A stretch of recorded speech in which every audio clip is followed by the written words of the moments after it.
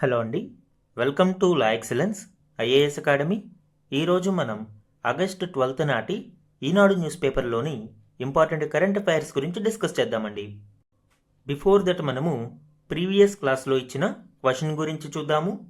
క్రింది వాటిలో ఏ సందర్భంలో కొంతమంది శాస్త్రవేత్తలు సిర్రస్ మేఘాలను పలుచబరిచే పద్ధతిని మరియు స్ట్రాటోస్పియర్లోకి సల్ఫేట్ ఏరోజోల్ను ప్రవేశపెట్టడాన్ని సూచిస్తున్నారు? ప్రీవియస్ క్లాస్లో మనము జియో ఇంజనీరింగ్ టెక్నిక్స్ గురించి డిస్కస్ చేస్తూ different types of promising geo engineering techniques గురించి డిస్కస్ చేయడం జరిగింది. ఆ కంటెక్స్ట్లో 2019 యూపీఎస్సీ ప్రిలిమ్స్ క్వశ్చన్ని ఇక్కడ ఇచ్చాను అండి. 4 ఆప్షన్స్ ఉన్నాయి. కరెక్ట్ ఆప్షన్ని ఐడెంటిఫై చేద్దాం. ఆప్షన్ ఏ, కొన్ని ప్రాంతాలలో కృత్రిమ వర్షాలను సృష్టించడం. ఆప్షన్ బి, ఉష్ణమండల తుఫానుల సంభవాన్ని మరియు తీవ్రతను తగ్గించడం. ఆప్షన్ సి, భూమిపై సౌరగాలుల ప్రతికూల ప్రభావాలను తగ్గించడం. ఆప్షన్ డి, గ్లోబల్ వార్మింగ్ను తగ్గించడం. జియో ఇంజనీరింగ్ టెక్నిక్స్లో మేజర్గా కార్బన్ డయాక్సైడ్ రిమూవల్ టెక్నాలజీస్ గురించి మరియు సోలార్ రేడియేషన్ మోడిఫికేషన్ టెక్నాలజీస్ గురించి డిస్కస్ చేయడం జరిగింది. ఈ సోలార్ రేడియేషన్ మోడిఫికేషన్లో సూర్యకిరణాలు భూమి మీద పడే విధానాన్ని మాడిఫై చేయడం ద్వారా భూతాపాన్ని తగ్గించడానికి కొన్ని టెక్నాలజీస్ని అందుబాటులోకి తీసుకువస్తున్నారు. ఇందులో స్ట్రాటోస్పియరిక్ ఏరోజోల్ ఇంజెక్షన్ ఒకటి. ఇది న్యాచురల్ వల్కనిక్ ఎరప్షన్ సమయంలో సల్ఫేట్ ఏరోజోల్స్ వెదజిమ్మడం ద్వారా ఏర్పడే విధానాన్ని, ఆ మెకానిజంని మిమిక్ చేస్తూ ఆర్టిఫిషియల్గా ఈ టెక్నాలజీని డెవలప్ చేయడం జరిగింది. ఇందులో స్ట్రాటోస్పియర్లో SO2, calcium carbonate or diamond dust యొక్క పార్టికల్స్ని, ఏరోజోల్స్ని ఇంజెక్ట్ చేస్తారు. తద్వారా సన్లైట్, ఈ ఏరోజోల్స్ వాటిని రిఫ్లెక్ట్ చేస్తూ ఎక్కువ సూర్యకిరణాలు భూమి మీదకి చేరకుండా అడ్డుకట్ట వేస్తాయి. సో ఈ విధానం ఇన్సులేషన్ని తగ్గించడం ద్వారా, అడ్డుకట్ట వేయడం ద్వారా భూతాపాన్ని అరికట్టడానికి ప్రయత్నిస్తుంది. ఇక్కడ సిర్రస్ క్లౌడ్ థిన్నింగ్ అనేది అనదర్ మెథడ్. ఇది ఇన్సులేషన్కి సంబంధించి కాదు. భూమి మీదకి చేరిన ఇన్సులేషన్ షార్ట్ వేవ్స్ రూపంలో చేరుతుంది. ఇది భూమి నుంచి తిరిగి రిఫ్లెక్ట్ అయ్యి లాంగ్ వేవ్స్ రూపంలో టెరెస్ట్రియల్ రేడియేషన్గా వాతావరణంలో కలిసిపోతుంది. ఈ విధమైన టెరెస్ట్రియల్ రేడియేషన్ వాతావరణంలోకి చేరినప్పుడు సిర్రస్ క్లౌడ్స్ ఇందులోని కొంత హీట్ను ట్రాప్ చేసి అవి ఒక బ్లాంకెట్ లాగా భూమి చుట్టూ ఏర్పరుస్తాయి. తద్వారా భూమి కొంత వేడిగా ఉంటుంది. అయితే ఈ సిర్రస్ క్లౌడ్స్ని థిన్ చేయడం ద్వారా మనము ఈ హీట్ ఏదైతే ట్రాప్ అయి ఉందో ఆ ట్రాప్డ్ హీట్ ఎస్కేప్ అవ్వడానికి దారితీసే పరిస్థితులను ఏర్పాటు చేయవచ్చు. తద్వారా ఈ హీట్ సిర్రస్ క్లౌడ్స్ నుండి ఎస్కేప్ అయ్యి భూమి అనేది కొంత టెంపరేచర్ అదుపులోకి వస్తుంది. దీనినే సిర్రస్ క్లౌడ్ థిన్నింగ్ మెథడ్ అని అంటారు. సో ఈ రెండు విధానాల యొక్క మేజర్ పర్పస్ ఏంటి అండి? గ్లోబల్ వార్మింగ్, భూతాపాన్ని తగ్గించడానికి ఈ జియో ఇంజనీరింగ్ టెక్నిక్స్ని అభివృద్ధి చేస్తున్నారు. ఇందులో అనేక విధానాలు ఉన్నాయి. మెరైన్ క్లౌడ్ బ్రైట్నింగ్ మోడల్ కావచ్చు, ocean micro bubbles or foams, space based techniques మరియు terrestrial and surface based techniques.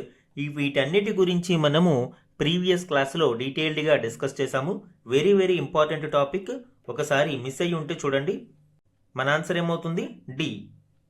ఈరోజు మన ఫస్ట్ ఆర్టికల్ చూడండి. PM E-డ్రైవ్ పథకం పొడిగింపు, విద్యుత్ ద్విచక్ర వాహనాలకు 2028 మార్చి వరకు సబ్సిడీ సగానికి తగ్గింపు.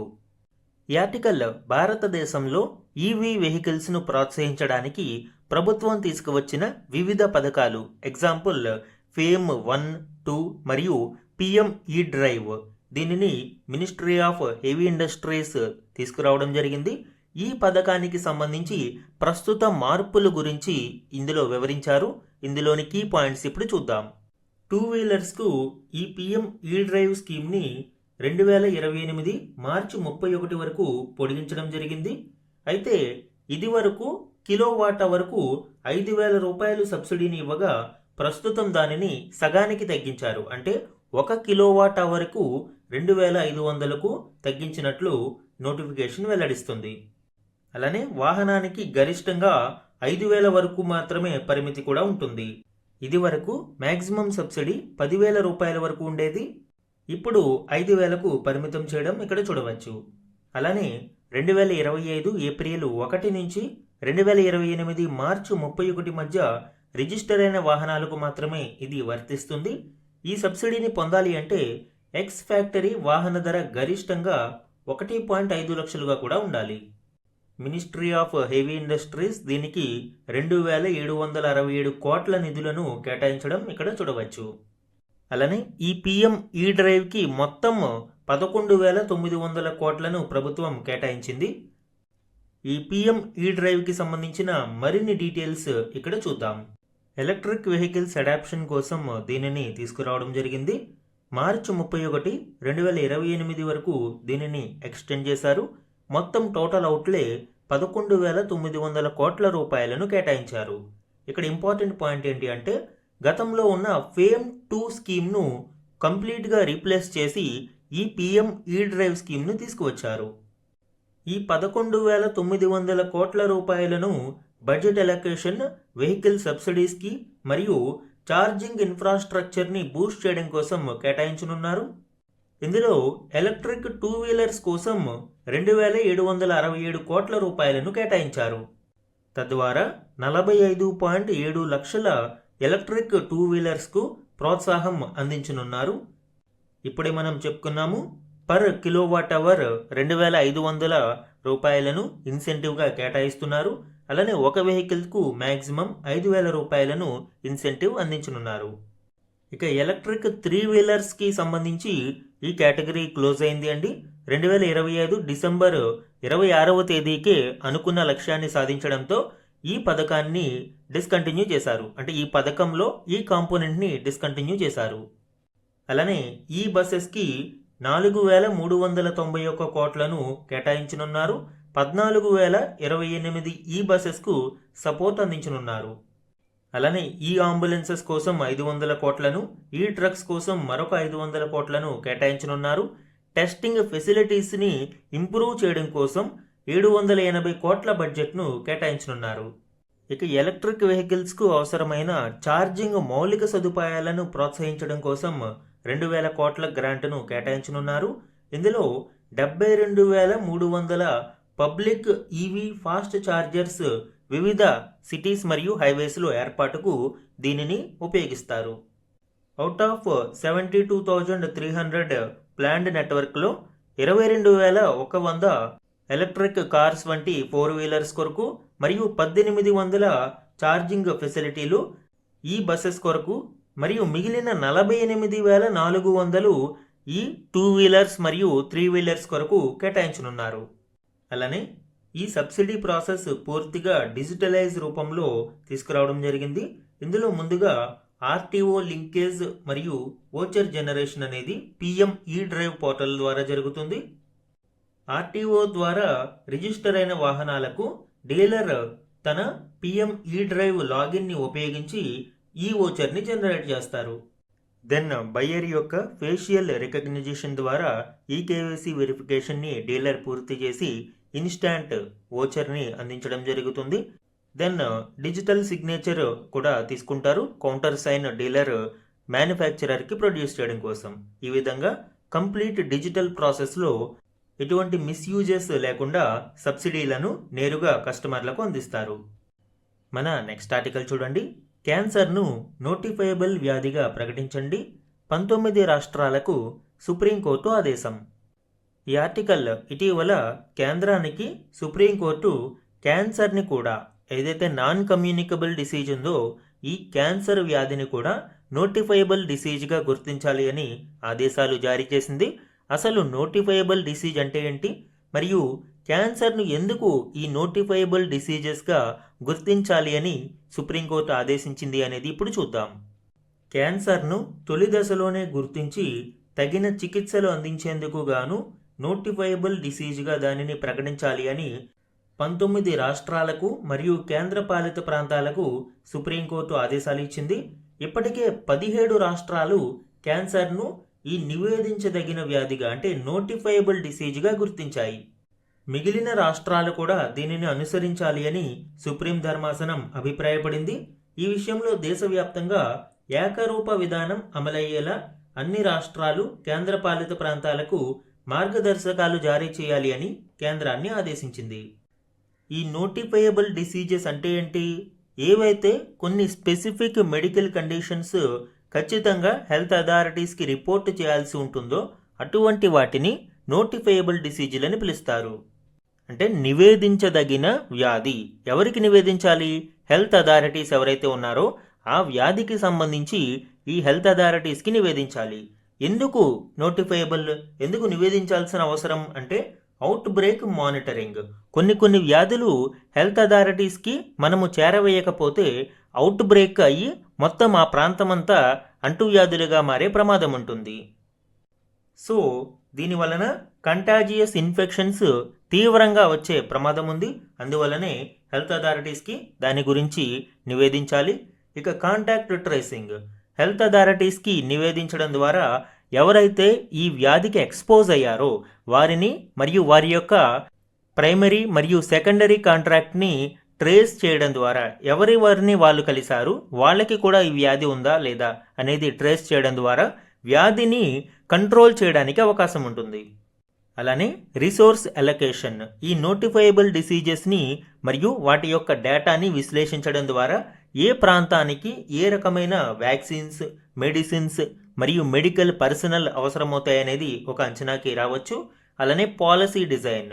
సో తద్వారా రియల్ టైం డేటాని మనము అందుబాటులోకి తీసుకుని పాలసీస్ని కూడా తీసుకురావడానికి అవకాశం ఉంటుంది. సో ఈ విధంగా నోటిఫైయబుల్ డిసీజులు అంటే ఏవైతే వ్యాధులను హెల్త్ అథారిటీస్కి నివేదించాలో వాటిని. సో ఎందుకు నివేదించాలి అనేది ఇక్కడ మనం డిస్కస్ చేయడం జరిగింది. ప్రస్తుతం ఈ నోటిఫైయబుల్ డిసీజెస్లో కామన్ ఎగ్జాంపుల్స్ మనం చూస్తే highly contagious infections like measles కావచ్చు, కలరా, టీబీ అంటే క్షయ వ్యాధి, స్మాల్ పాక్స్, డిప్తీరియా ఇటువంటి వ్యాధులు. అలానే vector born pathogens like malaria కావచ్చు, డెంగ్యూ ఫీవర్ కావచ్చు, జికా వైరస్ కావచ్చు ఇటువంటి వ్యాధులు. సెక్సువల్లీ ట్రాన్స్మిటెడ్ లేదా blood born infections like HIV AIDS కావచ్చు, హెపటైటిస్ బి కావచ్చు. అలానే యానిమల్ అండ్ జునాటిక్ కండిషన్స్ ఏవైతే జంతువులు, పక్షుల ద్వారా వ్యాప్తి చెందుతాయో like rabies, anthrax, plague, avian influenza. So ఇటువంటి వ్యాధులను కూడా నోటిఫైబుల్ డిసీజులుగా గుర్తించారు. ఇప్పుడు even though cancer contagious disease కాకపోయినా నాన్ కమ్యూనికబుల్ డిసీజ్ అయినా కూడా దాని తీవ్రత దృష్ట్యా నోటిఫైయబుల్ డిసీజ్గా గుర్తించాలి అని కేంద్రాన్ని సుప్రీంకోర్టు ఆదేశించడం ఇక్కడ చూడవచ్చు. మన నెక్స్ట్ ఆర్టికల్ చూడండి. చందమామపై గూడు కడదాం రండి, భారత్కు నాసా ఆహ్వానం. ఈ ఆర్టికల్ చంద్రుని యొక్క బేస్ మీద పర్మనెంట్ సెటిల్మెంట్ హ్యాబిటాట్ ఏర్పాటు చేయడం కోసం నాసా యొక్క మూన్ బేస్ ప్రోగ్రామ్ను తీసుకురావడం జరిగింది. ఈ మూన్ బేస్ ప్రోగ్రాంలో ఇస్రోను కూడా జాయిన్ కావాలి అని నాసా కోరడం గురించి ఇక్కడ వివరించారు. ఇందులోని కీ పాయింట్స్ ఇప్పుడు చూద్దాం. రోదసి రంగంలో ద్వైపాక్షిక సహకారాన్ని మరింత బలోపేతం చేసుకునే దిశగా అమెరికా అంతరిక్ష సంస్థ నాసా భారత్ భాగస్వామ్యాన్ని కోరింది. చందమామ దక్షిణ ధ్రువం మీద నిర్మించతలపెట్టిన తొలి ఆవాస ప్రాజెక్టులో చేతులు కలపాలి అని ఆహ్వానించింది. ఈ ప్రాజెక్టు యొక్క ఆవశ్యకత ఏంటి? దక్షిణ ధ్రువం వద్ద వ్యోమగాములు నివసించడానికి, పని చేసుకోవడానికి, పరిశోధనలు సాగించడానికి ఒక శాశ్వత ఆవాసాన్ని నిర్మించాలి అనేది దీని ఉద్దేశ్యం. తద్వారా మరిన్ని శాస్త్రీయ పరిశోధనలు సాగించి భవిష్యత్తులో సుదూర అంతరిక్ష యాత్రలకు సన్నాహాలు చేయాలి అని నాసా ఆలోచిస్తుంది. ఈ మూన్ బేస్ ప్రోగ్రామ్కి సంబంధించిన మరిన్ని డీటెయిల్స్ చూడండి. ఎందుకు ల్యూనార్ సౌత్ పోల్నే ఎందుకు చూస్ చేసుకోవడం జరిగింది? చంద్రుని దక్షిణ ధ్రువం వద్ద అనేక క్రాటర్స్ అడుగు భాగంలో వాటర్ ఐస్ రిసోర్సెస్ అనేవి ఎక్కువ ఉన్నాయని గుర్తించడం జరిగింది ఇటీవల. అండ్ ఈ వాటర్ ఐస్ భవిష్యత్తులో డ్రింకింగ్ వాటర్ గాను, ఆక్సిజన్ కొరకు మరియు రాకెట్ ఫ్యూయల్ కొరకు వినియోగించే అవకాశాలు ఉన్నాయి. అందువల్లనే దక్షిణ ధ్రువం వద్ద ఆవాసాలను ఏర్పాటు చేయడానికి నాసా ఈ ప్రోగ్రాంని తీసుకువచ్చింది. ఇది 3 దశలలో మనం చూడవచ్చు. ఒకటి ఫేజ్ 1 2026 నుంచి 29 వరకు ఫేజ్ 1 అనేది ఉంటుంది. రిలయబుల్ సర్ఫేస్ యాక్సెస్, అసలు ఏ ప్రాంతంలో ఈ నివాసాలను ఏర్పాటు చేయాలి అనే ఉపరితల పరిశోధనలు నిర్వహిస్తారు. ఇందులో రోబోటిక్ మిషన్స్ మరియు అటానమస్ నావిగేషన్స్ మరియు హాపింగ్ డ్రోన్స్ ద్వారా మ్యాపింగ్ ప్రక్రియ అనేది నిర్వహించడం జరుగుతుంది. ఇది మొదటి దశ. ఇక రెండవ దశలో 2029 నుంచి 32 వరకు ఎర్లీ ఇన్ఫ్రాస్ట్రక్చర్ డిప్లాయ్మెంట్, అంటే ప్రాథమిక మౌలిక వసతులు like cargo delivery, solar arrays, nuclear fission reactors, అక్కడ ఎనర్జీ అవసరం కోసం. సో ఇలాగా ఎర్లీ ఇన్ఫ్రాస్ట్రక్చర్ డిప్లాయ్మెంట్ని చేపట్టడం జరుగుతుంది. ఇక ఫైనల్ ఫేజ్ 3లో 2032 నుంచి ఈ ఫేజ్ 3ని మనం చూడవచ్చు. సస్టైనబుల్ ప్రెజెన్స్, అంటే మన ప్రెజెన్స్ వలన అక్కడ ఏ విధమైన ఇబ్బంది తలెత్తకుండా పర్మనెంట్ హ్యాబిటేషన్స్ని ఏర్పాటు చేయడము, అడ్వాన్స్డ్ అగ్రికల్చరల్ మాడ్యూల్స్ని అక్కడ ప్రాక్టీస్ చేయడం, లైఫ్ సపోర్ట్ ఫర్ ఎక్స్టెండెడ్ స్టేస్ని క్రియేట్ చేయడం. అంటే ఆ ప్రాంతంలో కొన్ని రోజుల పాటైనా నివసించడానికి అవసరమైన అన్ని మౌలిక వసతులను ఈ ఫేజ్ 3లో ఏర్పాటు చేయనున్నారు. తద్వారా సుదూర అంతరిక్ష ప్రయోగాలకు లైక్ క్రూడ్ మిషన్స్ని మార్స్ మీదకి పంపించడము, ఇతర గ్రహాల మీదకి పంపించడానికి కొంత ఒక హాల్ట్ లాగా వీటిని ఉపయోగించుకోవచ్చు. ఇక ఈ ప్రాజెక్టులో జాయిన్ కావాల్సిందిగా కొన్ని సంస్థలకు నాసా ఇన్విటేషన్ ఇవ్వడం జరిగింది.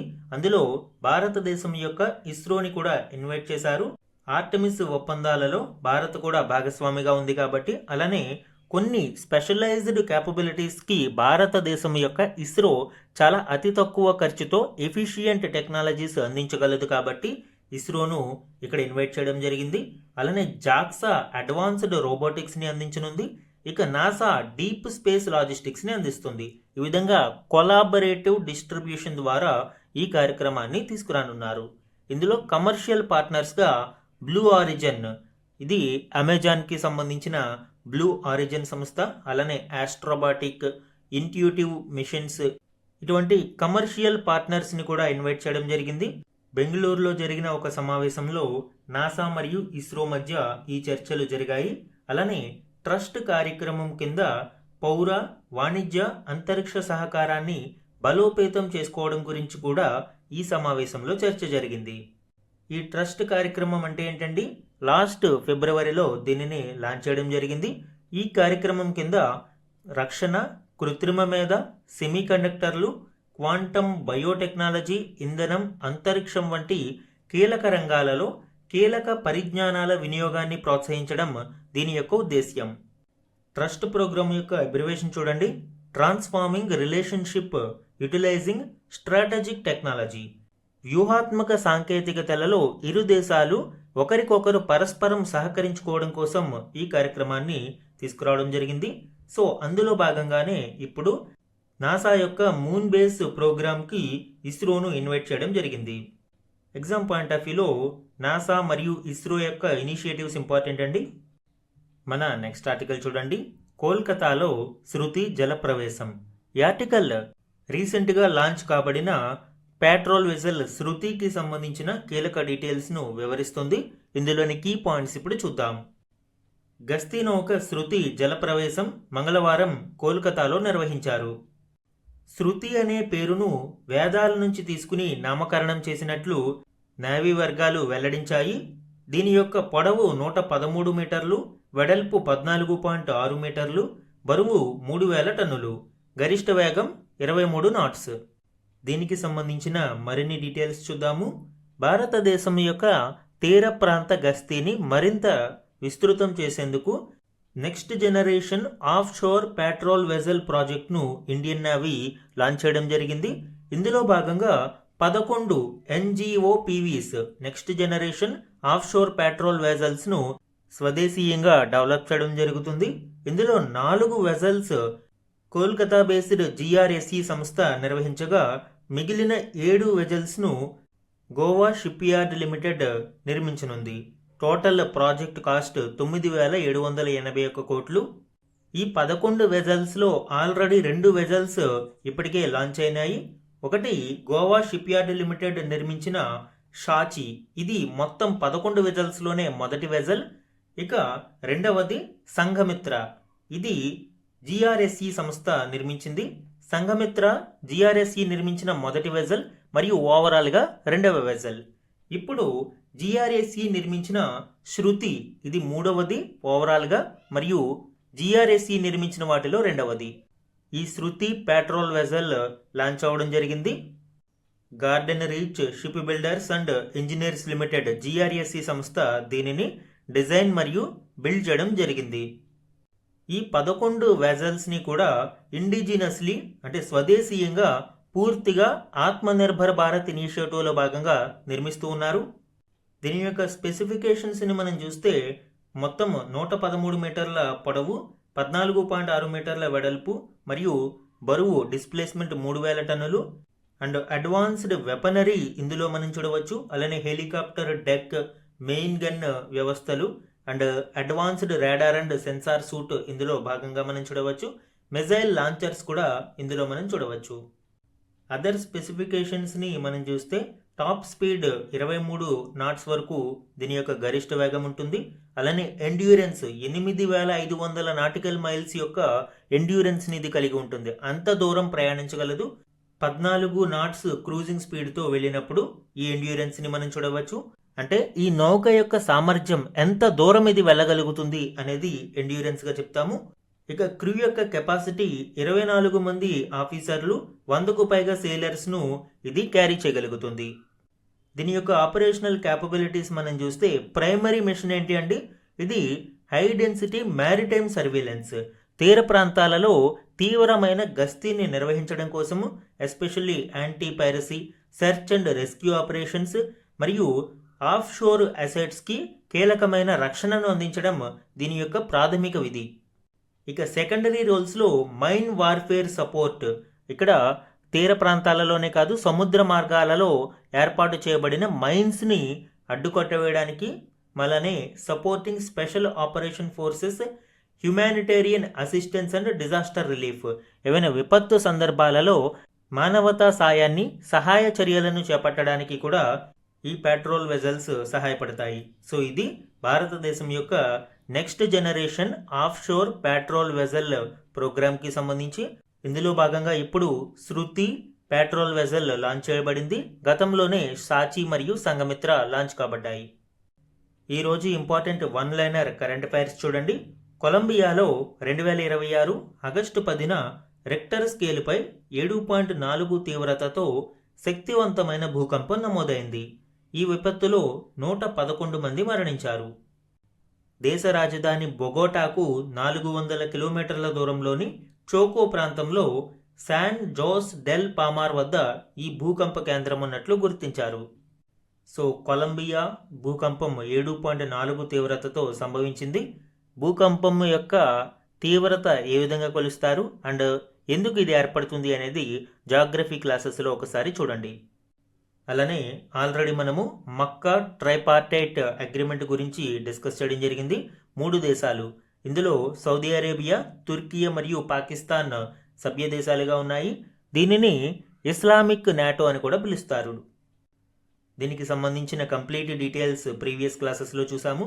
అలానే భారతదేశంలోని ఈ డెట్ సంబంధించి యావరేజ్ డెట్, ఒక తలసరి రుణభారం ఏ విధంగా ఉంది అనేది ఇటీవల కేంద్ర ఆర్థిక శాఖ సహాయ మంత్రి లోక్సభలో వెల్లడించారు. దీని ప్రకారం 28.3 కోట్ల కుటుంబాలపై తలసరి రుణభారం 4.77 లక్షలుగా ఉంది. దీనికి సంబంధించిన కంప్లీట్ డీటెయిల్స్ కూడా మనము ప్రీవియస్ క్లాస్లో డిస్కస్ చేశాము. అలానే బాసరా RGUKT పర్యావరణ పరిరక్షణ సుస్థిరాభివృద్ధి విభాగంలో జాతీయ, అంతర్జాతీయ స్థాయిలో అరుదైన ఘనతను సాధించింది. ప్రముఖ గ్రీన్ మోటార్స్ సంస్థ ప్రకటించిన నేషనల్ గ్రీన్ యూనివర్సిటీ ర్యాంకింగ్స్ 2026లో RGUKT బాసరా 91.1 స్కోరుతో గోల్డ్ రేటింగ్ను కైవసం చేసుకోవడంతో పాటు దేశవ్యాప్తంగా 23వ ర్యాంకును సొంతం చేసుకుంది. ఇవి important one liner current affairs అండి. ఈరోజు మాదిరి ప్రశ్నలు చూడండి. వెస్ట్రన్ నేవల్ కమాండ్లో ఫ్లాగ్ ఆఫీసర్ కమాండింగ్ ఇన్ చీఫ్గా ముంబైలో ఇటీవల ఎవరు బాధ్యతలు స్వీకరించారు? Answer vice admiral Sanjay Vatsayan. అలానే ఇటీవల ఏ ఈశాన్య రాష్ట్రం UCC బిల్లు 2026ను ఆమోదించింది? UCC చట్టాన్ని స్వీకరించిన ఈశాన్య భారతదేశంలోని మొదటి రాష్ట్రంగాను మరియు దేశంలో 3వ రాష్ట్రంగా నిలిచింది. ఆన్సర్ అస్సాం. ఇటీవల మధ్యప్రదేశ్ కూడా యూసీసీని ఆమోదించి 4వ రాష్ట్రంగా అవతరించింది. ఆర్టికల్ 44 ప్రకారం యూనిఫామ్ సివిల్ కోడ్ని అందించాలి అని డైరెక్టివ్ ప్రిన్సిపల్స్ ఆఫ్ స్టేట్ పాలసీలో భారత రాజ్యాంగం అందించింది. నెక్స్ట్ వన్, కేంద్ర ఆరోగ్య మంత్రిత్వ శాఖ 2022-23 సంవత్సరానికి గాను ఇటీవల NHA నేషనల్ హెల్త్ అకౌంట్స్ అంచనాలను విడుదల చేసింది. భారత్ విడుదల చేసిన NHA నివేదికలలో ఇది ఎన్నవది? ఆన్సర్ 10వది. యాక్చువల్గా ఈ డేటా కంటే NHA నివేదికలోని గణాంకాలు మనకి ఇంపార్టెంట్. ఈ నివేదిక ప్రకారం ప్రభుత్వ ఆరోగ్య వ్యయం జీడిపిలో 1.43% చేరింది. అదే న్యూ సిరీస్ ప్రకారం అయితే 2022-23 జీడిపి శ్రేణి ప్రకారం ఇది 1.48% పెరిగింది. 2013-14లో తలసరి ప్రభుత్వ ఆరోగ్య వ్యయం 1,042 రూపాయలుగా మాత్రమే ఉండగా 2022-23 నాటికి గణనీయంగా 2,786 రూపాయలకు పెరిగింది. అలానే మొత్తం ఆరోగ్య వ్యయంలో ప్రభుత్వ వాటా 2013-14లో 28.6% నుంచి 2022-23లో 43%కి మెరుగుపడినట్లు NHA నివేదిక పేర్కొంది. అంటే స్టేట్ స్పాన్సర్డ్ హెల్త్ స్కీమ్స్ అనేవి వృద్ధి చెందుతూ ఉన్నాయి. కేంద్ర రాష్ట్ర ప్రభుత్వాలు వివిధ రకాల ఆరోగ్య కార్యక్రమాలను అందుబాటులోకి తీసుకువచ్చాయి. తద్వారా అవుట్ ఆఫ్ పాకెట్ ఎక్స్పెండిచర్ అనేది సామాన్యులకు తగ్గుముఖం పట్టింది. నెక్స్ట్ వన్, ప్రపంచ పొగాకు వ్యతిరేక దినోత్సవాన్ని ఏటా ఏ రోజున నిర్వహిస్తారు? Answer May 31. 2026లో unmasking the appeal countering nicotine and tobacco addiction అనే థీమ్తో ఈ దినోత్సవాన్ని నిర్వహించారు. ఇది మాదిరి ప్రశ్నలలోని ఇంపార్టెంట్ క్వశ్చన్స్ అండి. ఇందులో NHA లేటెస్ట్ రిపోర్ట్ 2022-23కి సంబంధించిన రిపోర్ట్ చాలా ఇంపార్టెంట్. ఈ గణాంకాలు మెయిన్స్లో మనము exam point of view use చేసుకోవచ్చు. ఈరోజు మన క్వశ్చన్ ఆఫ్ ద డే గురించి చూడండి. ఈరోజు క్లాస్లో నాసా యొక్క మూన్ బేస్ ప్రోగ్రామ్ గురించి డిస్కస్ చేయడం జరిగింది. ఆ కంటెక్స్ట్లో ఈ క్వశ్చన్ ఇచ్చాను అండి. ఇక్కడ 4 ఆప్షన్స్ ఇవ్వడం జరిగింది. కరెక్ట్ ఆప్షన్స్ని ఐడెంటిఫై చేసి ఆన్సర్ని కమెంట్ సెక్షన్లో కమెంట్ చేయండి. ఇది ఈరోజు ఈనాడు న్యూస్ పేపర్లోని ఇంపార్టెంట్ కరెంట్ అఫైర్స్ మీద daily analysis. Thank you for watching.